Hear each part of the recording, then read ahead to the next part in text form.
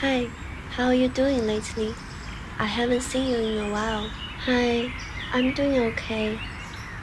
Actually, things aren't going so well for me. I was grabbed by the spicy oil when I ate yesterday, and now I still have the taste in my throat, and I cough from time to time because of it. I mean, of course, I'm not feeling down just because of that. There were other things that didn't go well and still remain unsolved. I always try to have faith in solving them, but it seemed others weren't really up for the same goal. Perhaps they simply don't think it's worth the hustle. I guess I could relate. Giving so much time and effort to build solid trust in others, perhaps everyone has a quite different take from others on awful things in life. What confuses me is that it is hard to find out what the difference is. For example, I complain about the difficult stuff and say it is beyond my ability. Even though others had similar concerns, it's probably by a different cause. It's mind-boggling to think how everyone has different understandings from others on every single thing in life. Isn't the nature of communication straight up lies? Yeah, the lies. They might also be why we build sculptures as landmarks, to build a physical existence that represents a common ground, using solid physical materials and building them in impressive scales. The original intention of creation always includes the desire to create a new reality.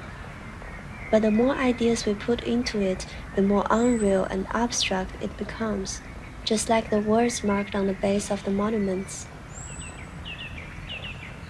Tomorrow, I will bring over the video camera here. There are photos I take next month, those photos of cakes.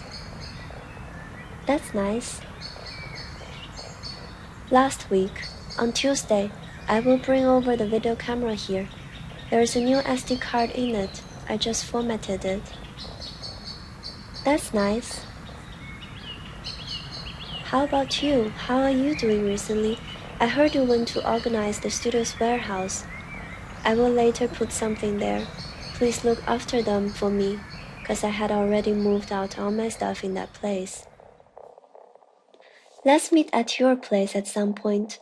Do you still have the bottle cap from 2029? I remember you will promise to show it to us. Ah, can't you find it anymore?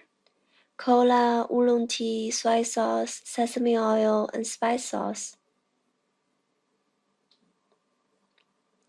At the moment, I was carrying a canvas bag. Strangely, I didn't buy anything.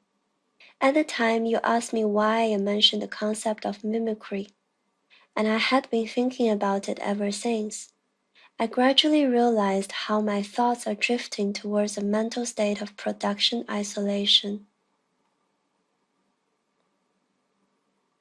Yeah, I've always been like this, trying to put everything witnessed as an inducer. Why would you try to turn everything into art projects? Let's not talk about this anymore. Don't forget to bring your documents yesterday. We can't afford such a mistake. Sure, you have my word.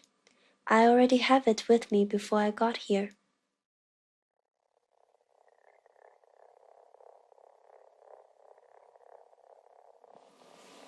As I promised, I will show him what the sculpture used to look like. He said they plan to start working on it next month and the sculpture is almost completely demolished. All that remains is the base. They don't know what to do with it. It's just a block of rock, right? What could it possibly be used for? Aren't there some writings on the base, those written to show the people and events behind its creation? If everyone remembers what it will look like, then it still remains meaningful. This is where it is different from the renderings. What's the value of creation if the renderings are only made after the constructions? There isn't much difference, is there? You mean the difference between rendered images and the finished piece? I'm not just comparing to the renderings, but also many other aspects of the creative process. If you upload a rendering onto Google Maps, others wouldn't notice at a glance that it doesn't exist. There certainly are differences. One of them is the use as landmarks, but I think it is limited to the spatial orientation or the bookmarks of our memories. I'm suggesting from the perspective of witnessing a work's location, and we're losing the necessity to see the real deal with our own eyes. As a result, the feature of geologic localization stands out way more, that it changed how we see the infrastructures we built around ourselves. Then, leaving aside the attribute of realistic spatial positioning, after defining what an artwork looks like, it may be equivalent to having completed the work.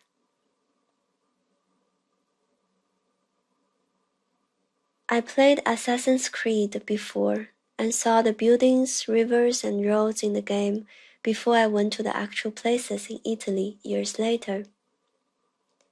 It was a rather strange experience. I never expected the models in games to respect the original architecture down to the details. Because of this, I felt my surroundings unreal when I was physically there, thinking myself supposed to climb the walls of the buildings, and when on top of it, have a nice view of the city, followed by a jump off into a stack of hay unharmed. The experience was not like the theme park built to represent a fictional world. I know the city exists long before its mimicries. I can see there will be more options for us to decide how we acknowledge this world. Yeah, and I see this rather beautiful.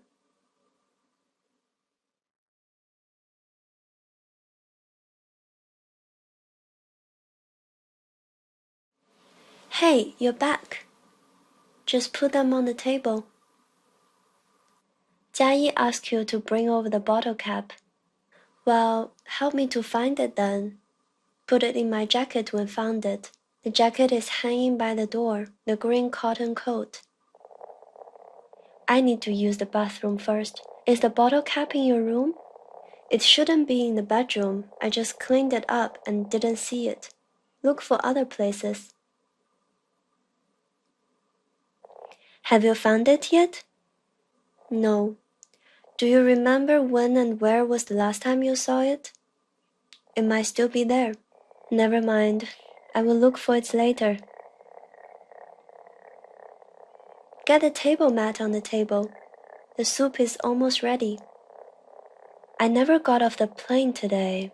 It's not funny. How did you get here then? Teleportation? I lost track. Perhaps I'm still in my dream, dreaming of us having this conversation. All I remembered before this is myself on a plane. It was gliding fast on the runway, but I wasn't aware or I didn't care whether it was a landing or takeoff. I would say it's more like you were dreaming about this somewhere. I don't remember where I came from or where I went, but I'm convinced it's true. Just like seeing a censored article posted on WeChat. I can see people I know sharing it on WeChat Moment, and I could also see the article's name. Over time, the words that were once visible behind its name tag don't matter that much to me anymore. Since it takes a great effort and courage to write and post things like this, I rather believe it is righteous and real. So, if I dreamt of scrolling through my friends' WeChat moments, reading articles that I once couldn't see the content of, did that bring my dream closer to reality? The illusions and deceptions in the dream world stay real in my mind when I wake up. So tell me, before and after such a dream, where did you take off and where will you land? You could say, I was dreaming of flying in a plane. Then you can also say that I dreamt of a sincere land.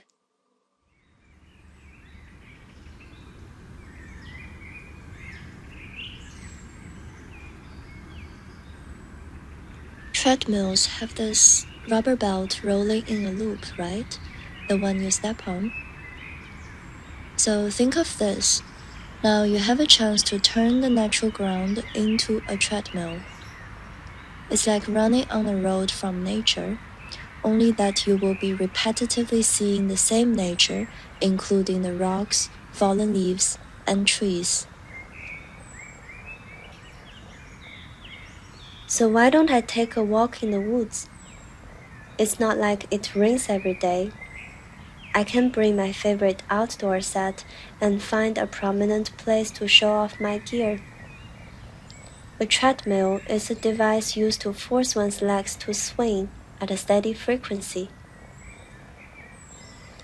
That's more like it. Think about it. Doesn't nature and fiddling with your legs come in one set? No, that's not right. What about if I walk to the market to buy food? What about running downstairs when the house is on fire? How does any of those have anything to do with the woods? Now, don't think about people rattling their legs, but rather everything else is rattling their legs in comparison. In other words, moving at a relatively even pace. Feel something? Yeah, I think I'm getting some out of this. Then what? The key is in the loop repetition. If you look closely, you can find a joint in the treadmill's track, which makes a long piece of track connected at the beginning and end to form a loop. This inconspicuous joint is the basis for the regular structure of the landscape. While such boredom cannot kill the will to explore, it can make the person of the moment rethink and question the relationship between chaos and the unforeseen unknown. Another less extreme situation is to trot around a small park circular track of 1 kilometer per lap. And within 1 more kilometer, one will see the landscape again with little deviation from expectations. But each cycle a different person shows up, unless you pick a very strange event to go to the park, in which case there is nobody in the park. It seems you still care about what other people are doing. In that case, treadmill is closer to the structure I want to introduce. In the woods, in the mud, expecting a passenger in a covered toy plane. On the runway, the tarmac is very windy. Standing against the wind, the branches and leaves of dead trees are blown away.